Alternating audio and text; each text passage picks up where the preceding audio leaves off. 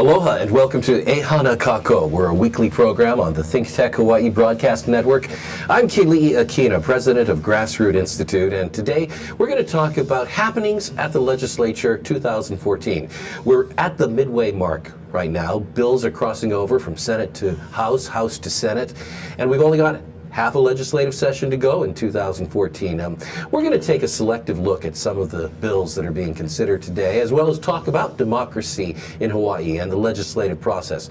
My guest today is a dear friend, and I love having conversations with him, Jay Fidell, who actually is the producer of Think Tech Hawaii Broadcast Network, and want to welcome him on board. We love talking about everything, and one of the things that makes us laugh the most sometimes and cry the most is state government and the legislature. Jay, welcome on board. Keli'i, nice to be with you. Well, always great to be with you. Well, what do you think about the current legislative session?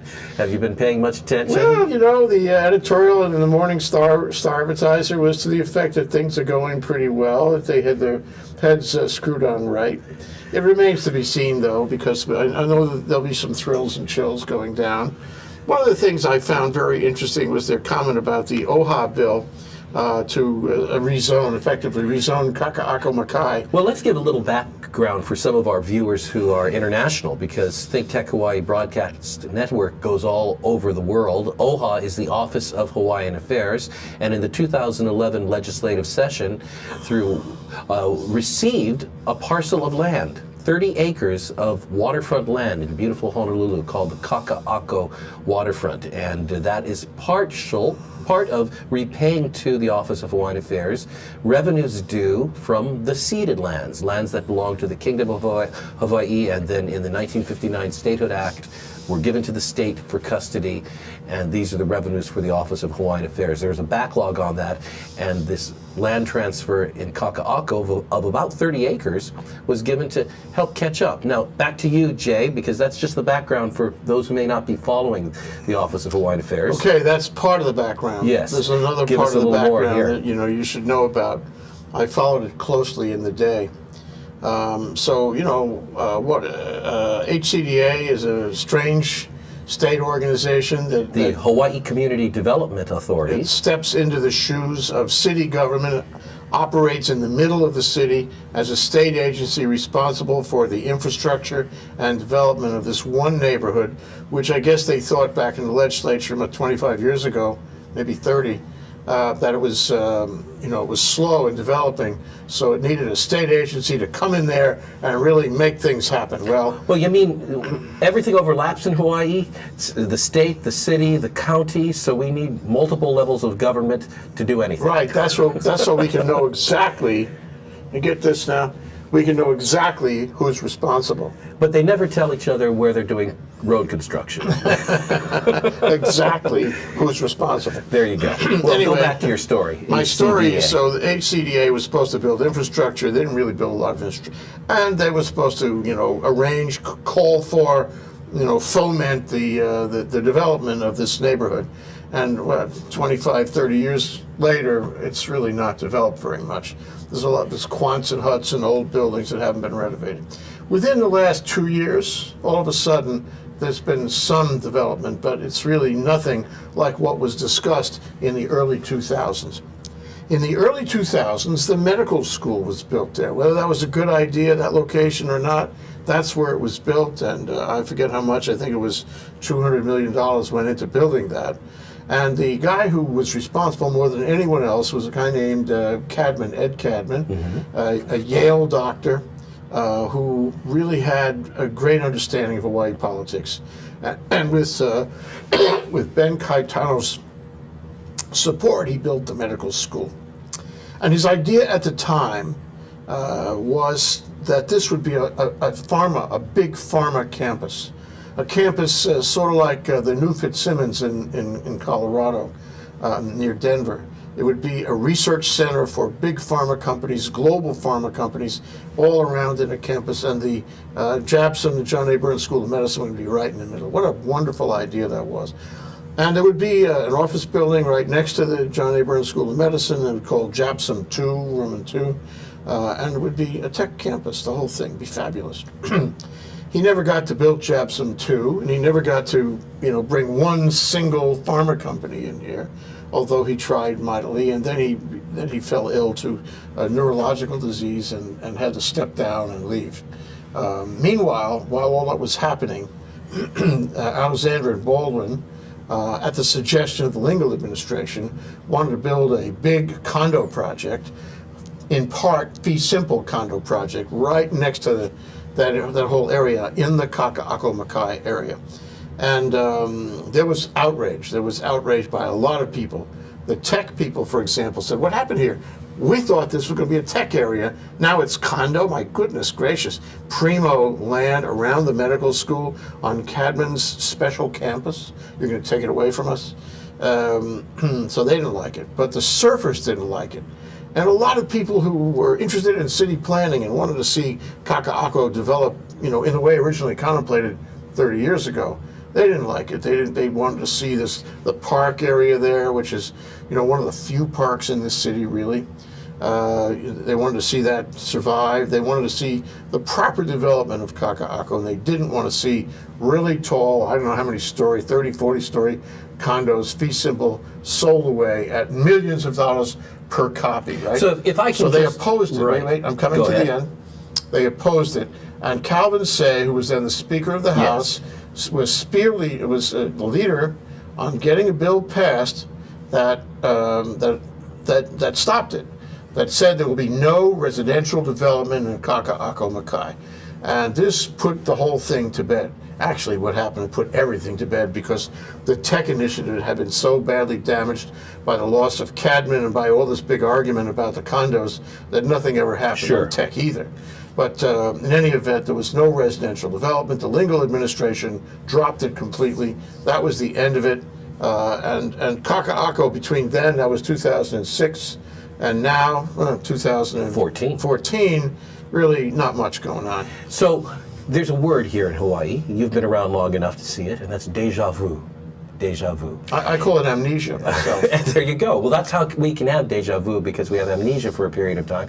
This whole business of the development of Kaka'ako as a high-density condo region is actually not a new idea. It's an idea that had its day in the court of public opinion back in the 2006.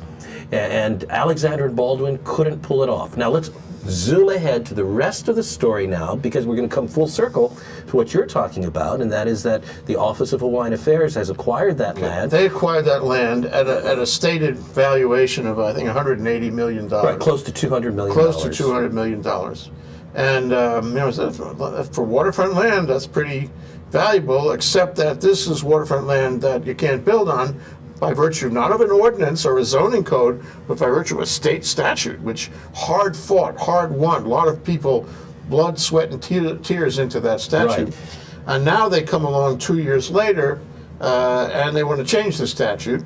They want to increase the value of the land from, say 180 million. They want to increase it to multiples and multiples of that by making it, more productive, more dense, more high-rise. The same thing as Alexander and Baldwin got stopped on, 8 years ago. So what's remarkable about this is that they attach it to some cultural value, which I think is just not appropriate, because in fact we're talking about green. We're talking about moolah. We're talking about making big profit, big cash returns, clipping coupons forever. And that doesn't really work, because if you say that, and this was in today's paper, if you say that OHA can do it, why can't anyone do it? They'll all be there looking for this kind of variance, a variance by statute, to allow everybody to build on Kaka'ako Makai, which is not what the people want, not what Calvin Say wanted, not what the legislature wanted in 2006, not what the surfers wanted, not what anyone wanted. Well, there are a couple of issues here that go beyond whether or not we should have high-rise development in central Honolulu. Now, that's its own issue, and there are values to discuss there. We can talk that later. Right. But one issue here that's very clear is the identity of the Office of Hawaiian Affairs.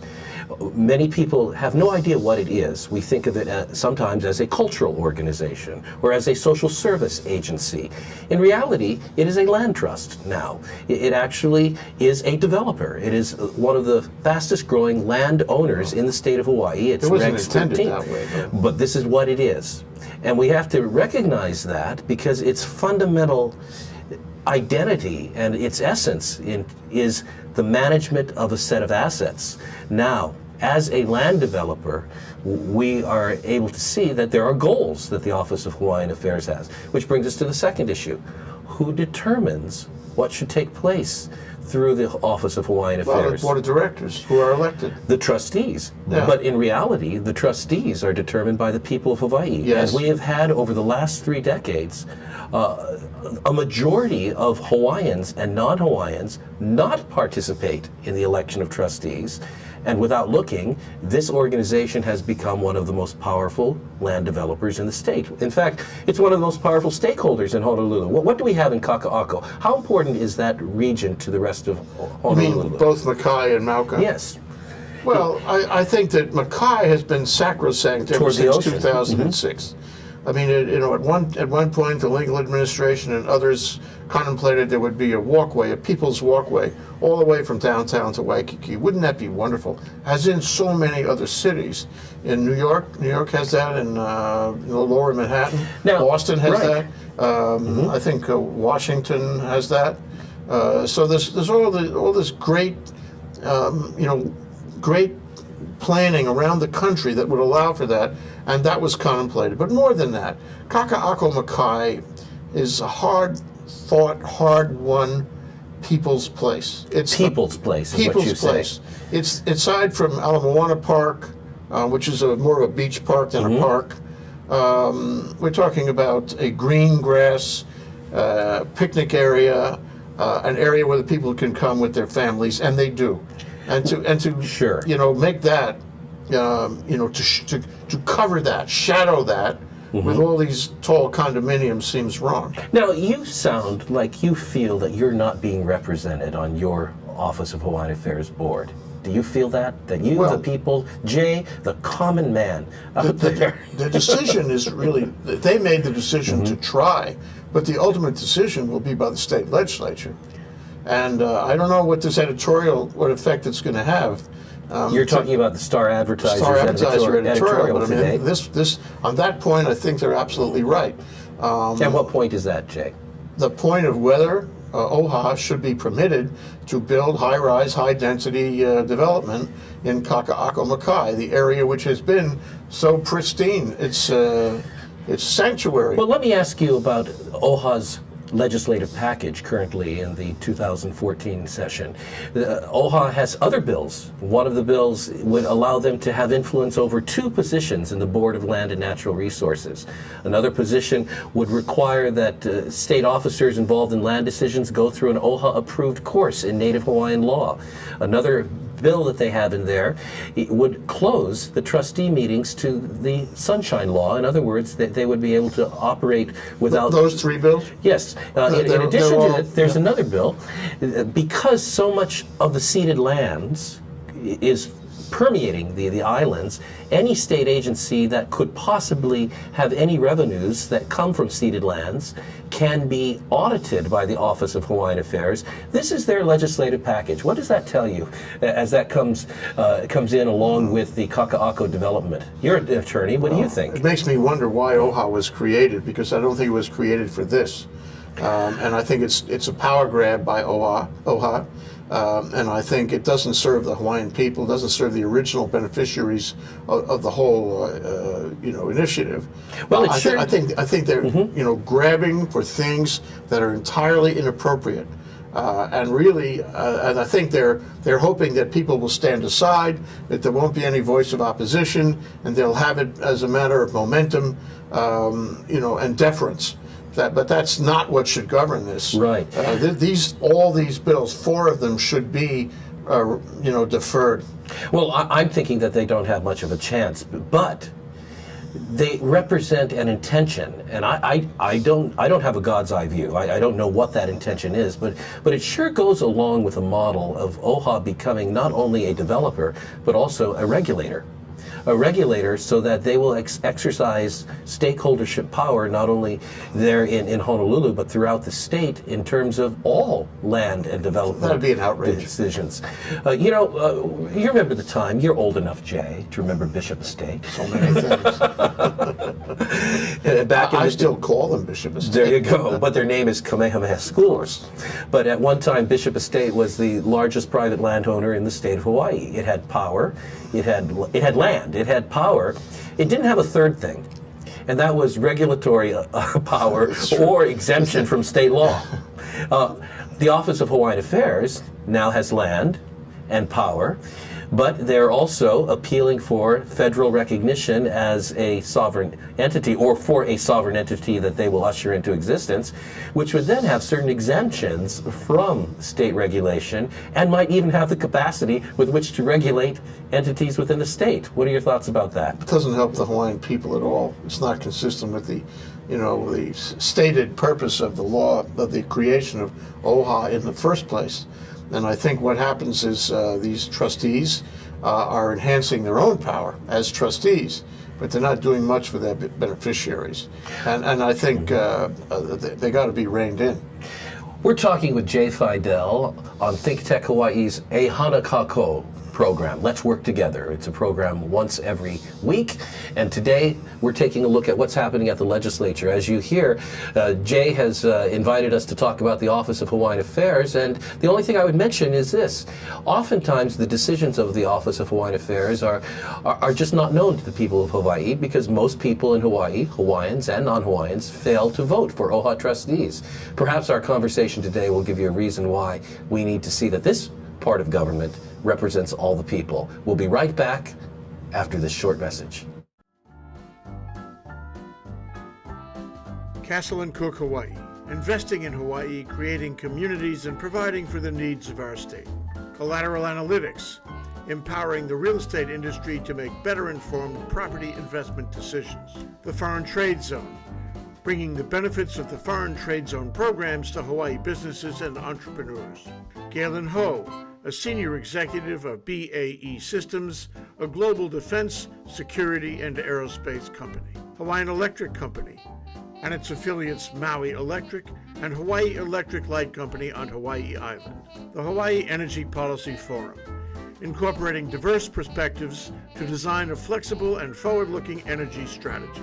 Hawaii Energy, the state's energy and efficiency program created to help Hawaii's residents and businesses adopt a clean energy lifestyle. Hawaii Gas, helping Hawaii achieve its transition to clean energy and a better energy future. Hawaii Pacific Health, bringing technology and teamwork together to transform healthcare in Hawaii.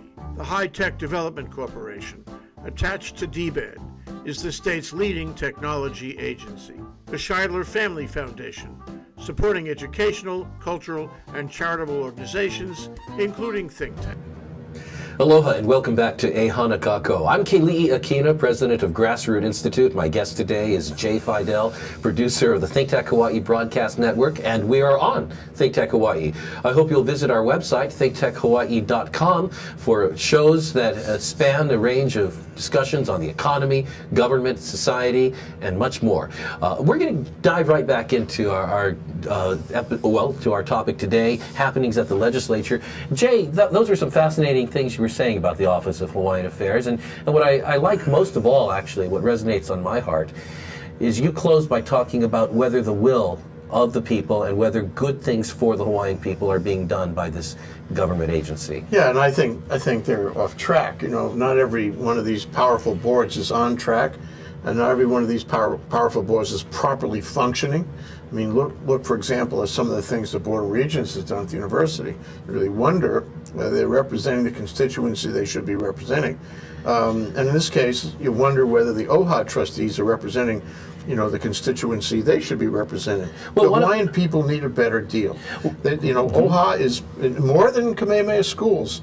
OHA can provide that to them, should provide that to them, but these things don't seem appropriate. Sure. And I think what's happened, and you alluded to it, you are so right about that in the past, over the years, since 1978, that's, oh my goodness, that's 35 years ago. That's right. 34 or 36 years ago.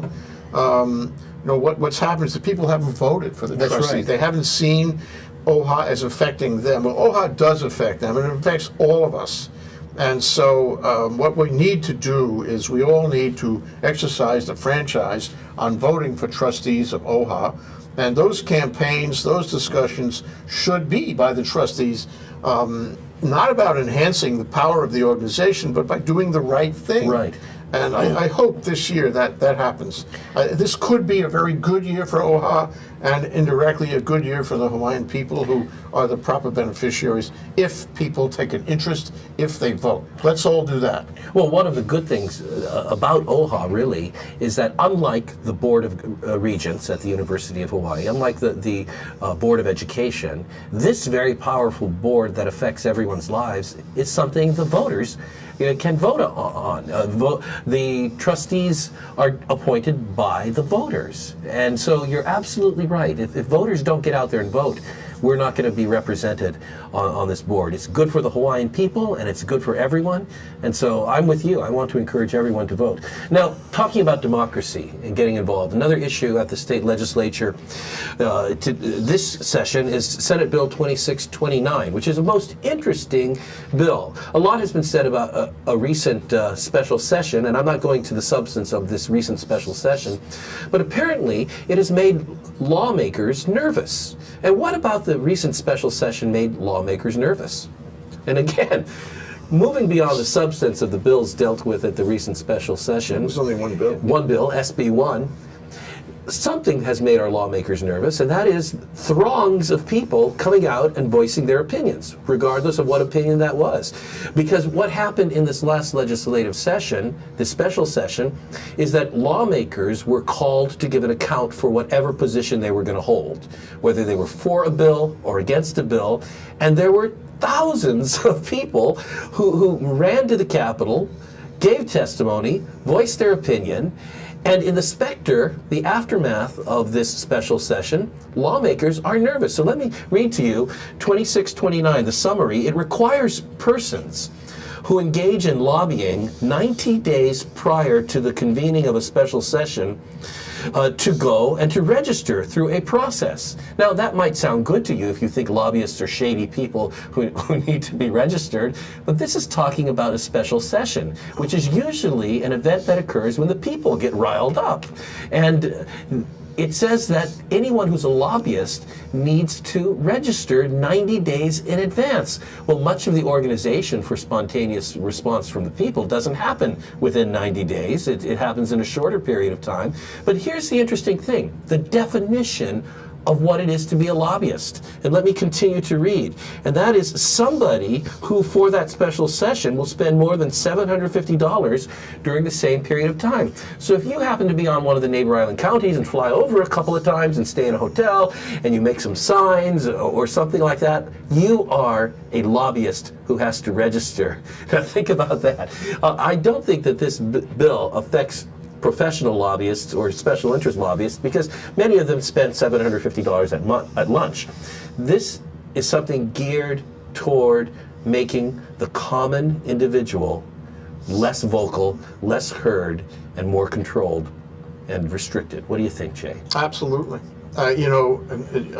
You realize that this dovetails with the existing statute on lobbying. Tell me about that. And if you fail to register as a lobbyist when you are supposed to, and this would expand when you're supposed to, then there are penalties to pay. You can be fined, go before the Ethics Commission.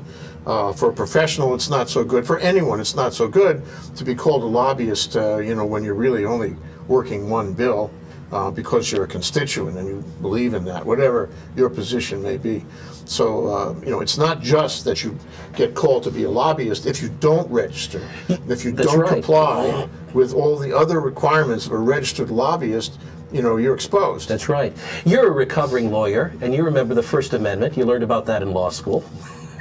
Well, This is an affront to the First Amendment, our freedom of speech. It's a restriction. It's a limitation upon on that. it for sure. There you go. It means that, may I use the word grassroots people? Yes. The grassroots people who want to come up and express themselves on any issue, pro or con, could be SB 1 for, SB 1 against, or any issue, have to think twice if they get to be serious about it. And, regardless of the position that legislators took, the people called them to take a stand. Those who were in favor of SB 1, same-sex marriage, made lists of legislators who would vote for that, and those who were opposed to it made lists of legislators who would oppose it. And their kind of rallying and quote-unquote lobbying in this special session put legislators on the spot. Now, that's a very nervous thing for legislators. I can see why they would want to restrict the ability of the people to call them to account. One thing I'm not clear is, Yes. ordinarily, until this point, you couldn't be treated as a lobbyist or an unregistered lobbyist unless you were getting paid in some way. And this sounds like it might do away with that requirement, which means that even somebody who lobbies out of, his own principles, out of his own view of the public issues, the public policy Yes. issues in the matter, even without being paid by anyone, having no stake in the game other than what his conscience dictates, let me could be just ask- treated as a lobbyist. Now that really does go to the First Amendment. Let me ask you this question. If there was something that you absolutely opposed, and as a citizen wanted to get down there and prevent our legislature from passing, could you see yourself spending at least 5 hours in a month to go and do that? Sure. Now let me People read to do it you all the time. what this bill says. It amends the definition of lobbyist to include persons who lobby in excess of 5 hours in any month during the 90-day period prior to the convening of a special session, or spend more than $750. Well, there's an issue about what lobbying is. That's and right. As I recall in the statute itself, lobbying is when you're actually advancing a position to a legislator, in a hearing or maybe in his chambers, in his office. I'm not sure that working, for example, in a room full of people who are dedicated to pro or con on some bill, whether that's treated as part of the 5 hours. Well, in all but I think a definitional problem there. And there's gray area in all legislation that tends to work against the little guy. And in this case here, It's very intimidating. even for a if it little is guy. the case that it's formal, specifically defined lobbying, 5 hours for a non-professional to say this month I'm going to do that for my down cause? there, to say that, I don't know how it works in other states. I don't think it works the same. But there are people between the months of January and May who spend most of their professional lives in the Square Building. That's and they're right. not lobbyists. Absolutely. There's only really, Keli'i, there's only a handful of lobbyists Yes, in the whole state of Hawaii who are paid to lobby legislators. and they've already spent more than $750. Oh, They sometimes spent that way at, more They than spent that. that at lunch. And they are paid well to do this. And we have nothing against such people carrying out their profession with excellence, as long as there's integrity. This is a distinct economic experience That's happening right. for them. It's a profession, right? It's like So if we're reviewing legislation like movies here, this is a thumbs down. This is something that doesn't accomplish its purpose to regulate lobbying, but instead hurts the little guy by calling him a lobbyist when he wants to get out and change his government. that's what the intention of that bill sounds That's like. really bad stuff. And what we should do now is get a list of legislators who actually want to back this bill. While we still can make such lists. I could do it in 4 that hours. bill's not going to go anywhere. Well, that's why Grassroots Institute of Hawaii and many other organizations are performing an educational function. We're not lobbyists. We're educating citizens in order to exercise their rights. Now, there's another issue that's quite interesting. Jay and I have often talked about the Jones Act. The Jones Act is a 1920 law that restricts shipping between U.S. ports to ships that meet four criteria. Number one, that they are built in the United States. Number two, that they are manned largely by a U.S. fleet. Number three, that they are owned by U.S. owners. By the way, with our debt to China, what does that mean to be owned by the U.S.? and finally, that wear the United States flag. This we've talked about quite a bit, but what is interesting is this. The part I'd like to chat about today is the fact that usually opposition to this Jones Act has fallen along party lines. Republicans, or at least Republicans who are more conservative, have tended to oppose the Jones Act, or at least sought some kind of modification of the Jones Act, some kind of updating of the Jones Act, revision. Whereas Democrats have stood shoulder to shoulder in favor of the Jones Act for a variety of reasons, and with very little dissent in the ranks. But something very interesting has happened. Let me tell you this. In this legislative session, a resolution here today, this week, has been introduced calling upon the federal government, there's a version in the House and a version in the Senate, calling upon the federal government to loosen up the Jones Act, to modify it so that the build requirement is suspended for Hawaii, so that Hawaii companies like Matson can buy their ships from our allies at a fraction of the cost, 1/3 to perhaps in many cases the price, presumably passing on the savings to the consumer. Now, here's the interesting thing, Jay, you won't believe it.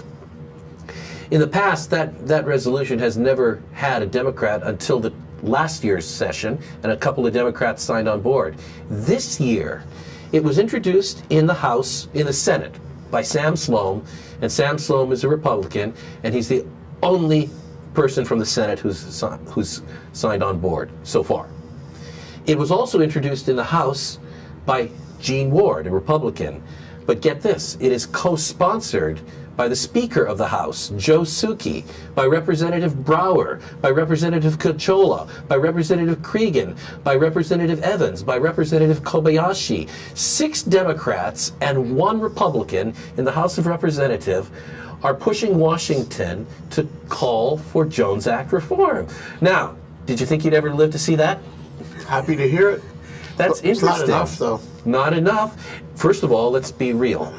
A resolution from the state legislature about a U.S. federal statute is like let's say a high school student government deciding that there shall be peace in Afghanistan. They can resolve that, and they can post that, and that's about the legal power that they actually have. Maybe we ought to give more credence to the high schools. But what this represents, I think, Jay, is something very important. On a political side, the cynical side, it represents that many Democrats realize that standing with the old guard is not going to get them reelected. And maybe it's time to do something good, something for the people, or find new turf. But for all in Hawaii, it represents a good move. That in little ways, we are seeing some issues rallied around because they are the right thing to rally around, as opposed to merely being things determined by party sides. It shouldn't be determined by party. This is something Absolutely. that's obvious for all of us. I do not understand why, the Democratic Party has taken this position. It has been hard on this for a long time. Dan Inouye was very hard on it. Even Brian Schatz has been hard on it. And Colleen Hanabusa has been hard on it. It's not a campaign issue between those two. But in fact, it should be, it's both sides of the aisle. It's so easy for us. I think we could achieve something with this resolution. Right. We should approach Congress this way. Very good. Puerto Rico is approaching Congress this way. We should approach. It's not going to hurt the merchant marine. It's not going to hurt shipbuilding, really. And so this is something that both houses of the legislature should That's do. right. In a few hours, Grassroots Institute will break the following news release, and that is Hawaii Speaker of the House backs Jones Act reform. We'll be right back after a brief message on Kaka'ako on the Think Tech Hawaii Broadcast Network. I'm Jay Fidell. That's Sharon Moriwaki of the Hawaii Energy Policy Forum. And every Wednesday we have Hawaii, the state of clean energy. We've been doing it for some time now, and we have some fantastic guests on there, unbelievable guests who give us insight into what is going on in a very complex, sometimes very confusing, sometimes very disappointing area of progress in the state. So we love doing this. We love meeting them. We love talking to them. We love having their ideas out on the table. So maybe, just maybe, we can all make some sense of what's going on. Sharon, what do you think? I think that's absolutely correct. We enjoy ourselves meeting with all these people and hearing about the energy and the state of clean energy, and hopefully we advance clean energy for the state. So it's terrific. Join us. Okay, it's every Wednesday. Okay, Wednesday is Energy Day. Every Wednesday, 4 to 5 p.m. Hawaii, the state of clean energy, here on Think Tech Hawaii. Energy we'll see you there. Welcome back to Ehana Kako, a weekly program on the Think Tech Hawaii Broadcast Network. I'm Keli'i Akina, and Ehana Kako means let's work together. I think you believe that, I believe that. That's the way Hawaii should advance.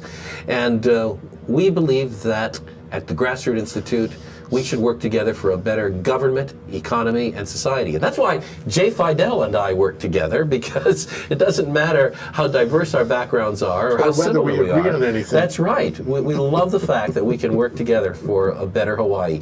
Now, we're in the midst of talking about the current legislature, and we've had some interesting legislation to discuss. Here's one. The government here in Hawaii is interested in my well-being and my health.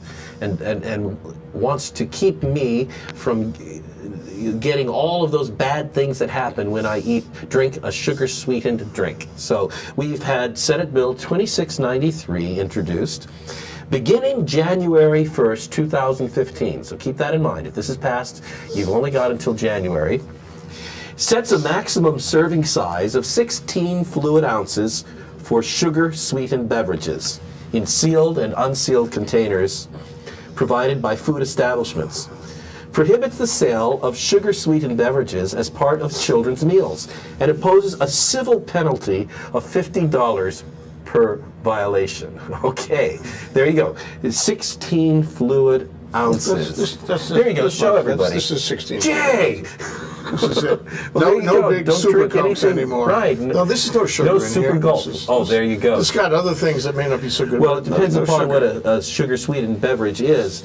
But aren't you glad that your government is taking such good care of you? Well, philosophically, you want the government to do minimal and get out of our way and not meddle with our lives. It's true.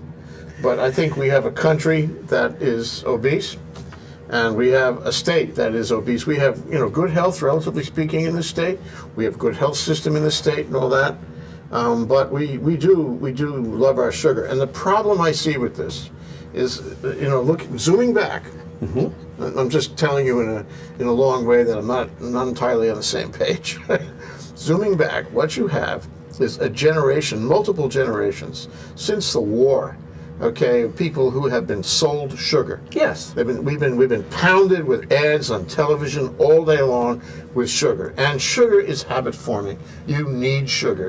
If you've had it all the time, you need it. If you're away from it for a while, you can feel how, it's no longer habit forming, but you get habituated.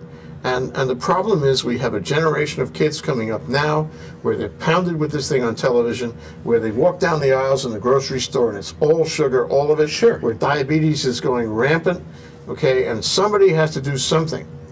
Nobody is countervailing on those ads. Nobody is countervailing on those labels in the department store. It's become a culture point that's universal, not only in Hawaii, but in the country. And somebody's got to do something. So I figure the government has to do something because nobody else is stepping up. Well, good. I appreciate the fact that you've expressed your view. And actually, at the heart of it, we have a similar vision, and that is we should be healthier people, and that we shouldn't be consuming so much sugar and so forth. That's a given. The problem I have with this bill is the question of who should be regulating that. Should it be parents or should it be the government?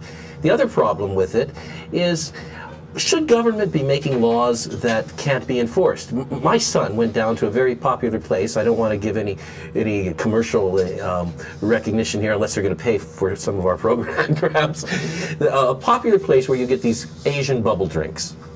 And right now, they are 2 for the price of 1. So he and his friend went there. They stood in line for 45 minutes at this very popular place on Ala Moana Boulevard, and they went through, they spent 45 minutes out there in the rain waiting to get up in front, because they can do the math. They figure 2 for the price of 1, they can each get 1 for the price. Well, guess what? Our kids are smart enough to do the math on the 16 ounces, because if you want to drink a 32-ounce drink, what do? You just buy 2 16-ounce drinks. So there's a second issue. Not only is this a restriction of liberty, it's also the government passing a bureaucratically enforced law. Remember, there's going to be the Bureau of the 16-ounce drink. You're right about There's going to be a whole army $50 of people who are going to get out there and measure your cup.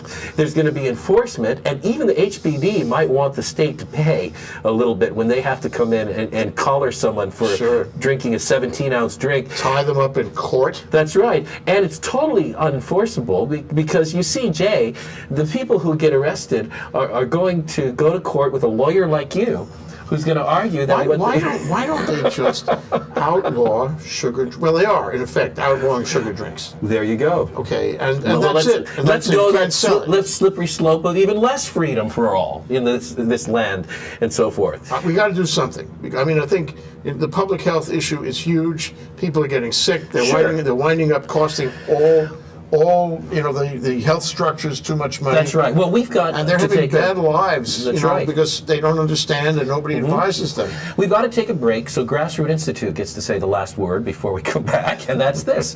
Yes, Jay, you're right. We have to do something, and it's called the free market. When the market is left alone enough to function the way it should function, people will rise up to buy the product, the lifestyle that really works and works well. But we'll come back and talk about that. I'm Keli'i Akina with Jay Fidell on Kaka'ako. Let's work together. We'll be right back on the Think Tech Hawaii Broadcast Network after this. Aloha, I'm Nicole Horry for Think Tech. For nearly half a century, the Hawaii Foreign Trade Zone No. 9 has brought the benefits of the Foreign Trade Zone program to Hawaii businesses and entrepreneurs. DBET, the Department of Business, Economic Development, and Tourism, operates Hawaii's Foreign Trade Zone program to encourage international business and economic development. The Foreign Trade Zone's mission is to increase the amount of international trading activity in Hawaii, thereby providing employment opportunities for the residents of our island state. For more information, see ftz9.org. I'm Nicole Horry. Mahalo. What will the front page do? Welcome back to Kaka'ako. I think I was going to say a weekly program on the Think Tech Hawaii Broadcast Network, and I just had to hold back some chuckles because Jay Fidell and I have too many quote-unquote precious conversations in the break, laughing at each other and at what's going on. And sometimes, though, we cry. We're talking today about what's going on at the legislature, and here's a piece of legislation that is making the rounds. It happens to be Senate Bill 2837, and basically what this talks about is the Department of Hawaiian Homelands. The Department of Hawaiian Homelands fundamentally wants to close its books so that no other state agency can come in and audit and see what's going on. The ostensible purpose for this is to protect the lessees and their privacy. And so therefore, we can't open up the books. But does this smell at all a little fishy to you, Jay? It's really interesting. On the one hand, OHA wants to have invasive rights into all other state agencies, and there's privacy going to be involved there, or would be involved. And now Homelands wants to close their books. I wonder if they're closing their books. They want to close their books to OHA. There you go. So Homelands really. This is state money. It's a state function. It's a budget item. State tax dollars are going in there. They should be treated like every other state Absolutely. agency. There's no justification at all for this. The privacy issue is ridiculous. We need to be the sunshine state. We have natural sunshine, but we need sunshine in terms of looking at the process of government, and that's the only thing that will hold government accountable. And when a government agency says, "I want to close," to the public, we need to take note of that. Now, there are problems that the Department of Hawaiian Homelands has had, and even the With the Star front page, Advertiser yes, has right. run a three-part expose. Derek DuPage, did I get his name I think right? so, DuPage, yeah. DuPage has shown high levels of impropriety, shall we say, while the mission of the department has failed to be accomplished, which is actually to get land underneath Hawaiians. There was a thing on the tube last night. I think it was the Big Island, and they in giving this guy his home that he waited 40 years for. 40 years is a lifetime. They gave him a sewage system, septic tanks that didn't work, and now the whole place stinks. This was front page, Rick Dasog's story. And you think, gee whiz, can't they manage themselves better than that? People are going to wait 40 years, they ought to get a reasonable home. Sure. That isn't a health hazard. Well, the point is that if the allegations of the Star Advertiser expose are true, we have inefficiency at the very least, and we have corruption, perhaps. And if that's the case, why in the world is the Department of Hawaiian Homelands lobbying to get its books closed to review? Now, It does have a smell about it. well, here's the claim. The claim is we're protecting Hawaiians, the leaseholders. We're protecting their information. But what we need to say is this: we have laws to protect people who have credit, mortgages, and so forth. And the Department of the Hawaiian Homelands needs to understand it's their duty to see that those laws are enforced. They are the custodian of the records, and so they already have a body of laws to protect the consumer. What they need to do is make sure that within the Department of Homelands, we're practicing that law rather than creating new laws, and new laws that allow new levels of lack of transparency in the government. This one, I hope, will die in its tracks. Well, you wonder about these bills that have sort of cultural momentum to them, and don't stand in the way of something that will serve the beneficiaries group. But in fact, it's not fair. Sure. Every state agency ought to be treated the same on this level. Senate Bill 2609 is for an increase in the minimum wage, as well as the elimination of the tip credit. And we don't have enough time on the show to go in depth on that. If you want a little more detail, go to the grassrootinstitute.org, grassrootinstitute.org What's your position on it?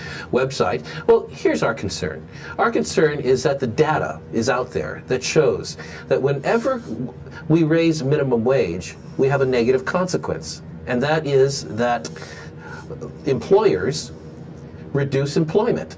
So in order to, for example, we've had a wonderful testimonial given by the former head of the Hawaii Restaurant Association. He actually took his 4 restaurants and calculated that for every dollar of minimum wage that is increased, he will have to pay $200,000 in a year. So if we get the full $10.35 level, he's going to have to pay $500,000 at least. And he says the only way he can do that is by laying off people. That fits with the data. We have data from across the nation and across the world that's one of the results of raising the minimum wage. The second thing that's the case, the minimum wage really doesn't accomplish helping the poor or helping the people who are at the minimum wage level, because there are so few. So few people, and they're not a class, they happen to be a transition for the most part. Like college students working on a part-time, or kids trying to get jobs, people who are taking any work whatsoever. So fundamentally, it's harmful to the economy, it's harmful to small business, and it doesn't accomplish what it sounds like it's supposed to accomplish. If you really wanted to help the poor, or help the people who are at that lower level in terms of wages, you'd let them have any kind of contract that a business would offer. So a business would say, sure, I'll hire a bunch of teenagers at $5 an hour, and both parties are able to benefit from that. But this is emotionally a difficult issue, because it sounds like you're helping the poor, but you're really Giving not. the poor a break. But in fact, it has a secondary effect. I agree with you. There was a piece on NPR 60 Minutes last night, and they were talking about this town in Idaho, which was having problems, a sort of a long shadow of the recession started in 2008. And one of the things this guy said, it was interesting what he said, is if with a minimum wage, increase in minimum wage, and I go back and I try to rebuild my business and rehire people that I laid off before, I'm going to hire one person when I need 2 or 3. I'm going to hire 2 people when I need 3 or 4, and so forth. There you go. The higher you raise the minimum wage, the fewer people he's going to hire. And I think that exists right here. The other part of it is interesting, is the disconnect between that and entrepreneurism. The state is very heavily involved in the entrepreneur initiative. And I'll let you say a last growth. comment on that. And there's a disconnect between trying to grow businesses and then trying to lay this additional obligation on the startup businesses in the way of more wages. So they should just let it go to the free market. In this case, I agree with you. Thumbs up. Thumbs up. And on that note, Jay Fidell endorsing the free market and agreeing with Grassroots Institute Only of on Hawaii. that note. We say aloha to you from Kaka'ako, and we'll be back next week on the Think Tech Hawaii Broadcast Network. I'm Keli'i Akina with the Grassroots Institute. My guest today has been Jay Fidell. Aloha.